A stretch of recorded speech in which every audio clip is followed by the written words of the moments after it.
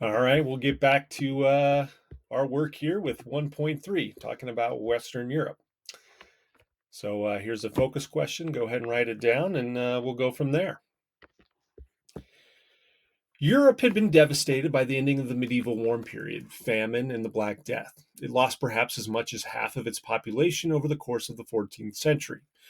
Whereas North Americans generally decentralized their societies and rejected authoritarian leaders in response to the crises of the 13th and 14th centuries, European monarchies grew in power and size.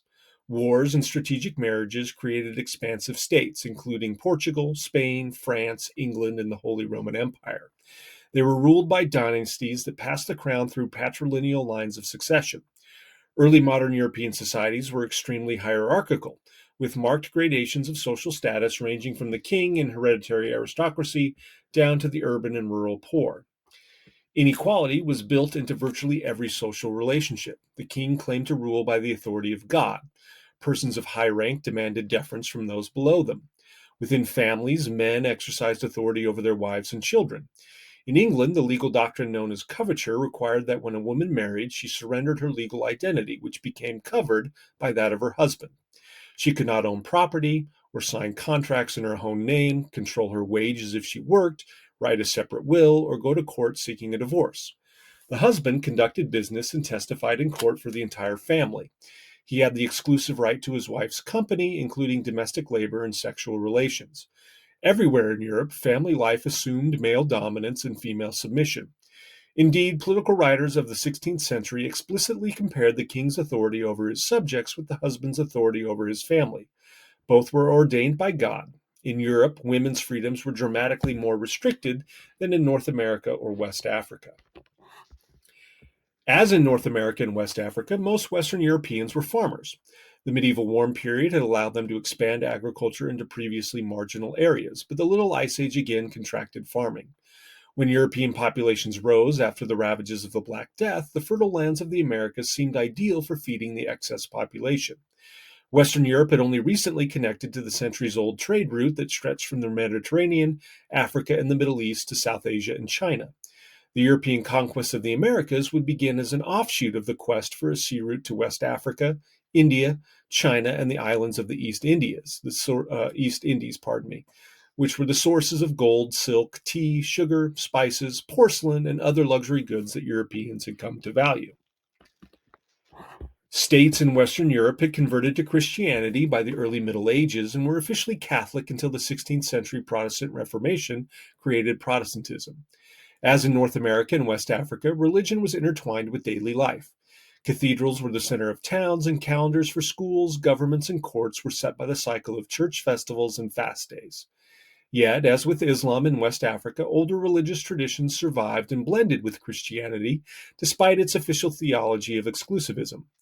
Many Europeans continued to believe in witches, demons, and magic.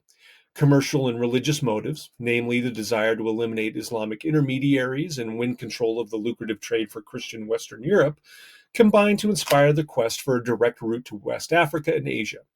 The marriage of King Ferdinand of Aragon and Queen Isabella of Castile in 1469 united their warring kingdoms. In 1492, they completed the Reconquista, that is, the reconquest of Spain from the Moors, African Muslims who had occupied part of the Iberian Peninsula for centuries. To ensure Spain's religious unification, Ferdinand and Isabella ordered all Muslims and Jews to convert to Catholicism or leave the country. They hoped that ocean trade would circumvent Muslim merchants and perhaps even convert Asians to Christianity, who might help the Christian monarchs seize Jerusalem from Muslim control. On the eve of colonization, Europeans held numerous ideas of freedom. Freedom was not a single idea, but a collection of distinct rights and privileges, many enjoyed by only a small portion of the population. One conception common throughout Europe was that freedom was less a political or social status than a moral or spiritual condition. Because religious systems of belief permeated every aspect of people's lives, religion was closely tied to a person's economic, political, and social position and an ability to enjoy basic rights. Every nation in Europe had an established church that decreed what forms of religious worship and belief were acceptable. Dissenters faced persecution by the state as well as condemnation by church authorities. Religious uniformity was thought to be essential to public order. The modern idea that a person's religious beliefs and practices are a matter of private choice, not legal obligation, was almost unknown. The religious wars that racked Europe in the 16th and 17th centuries centered on which religion would predominate in a kingdom or religion, not the right of individuals to choose a church in which to worship. The equating of liberty with devotion to a higher authority suggested that freedom meant obedience to law. Aristotle had described the law as liberty's salvation, not its enemy. The identification of freedom with the rule of law did not, however, mean that all subjects of the crown enjoyed the same degree of freedom. In hierarchical European societies, liberty came from knowing one's social place and fulfilling the duties appropriate to one's rank. Most men lacked the freedom that came with economic independence. Even in places where some officials were elected, property qualifications and other restrictions limited the electorate to a minuscule part of the adult male population. The law required strict obedience of employees, and breaches of labor contracts carried criminal penalties. European ideas of freedom still bore the imprint of the Middle Ages, when liberties meant formal, specific privileges such as self government, exemption from taxation, or the right to practice a particular trade granted to individuals or groups by contract, royal decree, or purchase. Numerous modern civil liberties did not exist. The law decreed acceptable forms of religious worship. The government regularly suppressed publications it did not like, and criticism of authority could lead to imprisonment. Slavery was central to the societies of ancient Greece and Rome, and it survived for centuries in Northern Europe after the collapse of the Roman Empire. Germans, Vikings, and the Anglo-Saxons all held slaves. In the Mediterranean world, trade in Slavic peoples survived into the 15th century. The Spanish and Portuguese took Muslim war captives during their Reconquista and bought slaves from North African traders. As Europeans began to colonize in the Atlantic, they would look to slavery more and more for labor.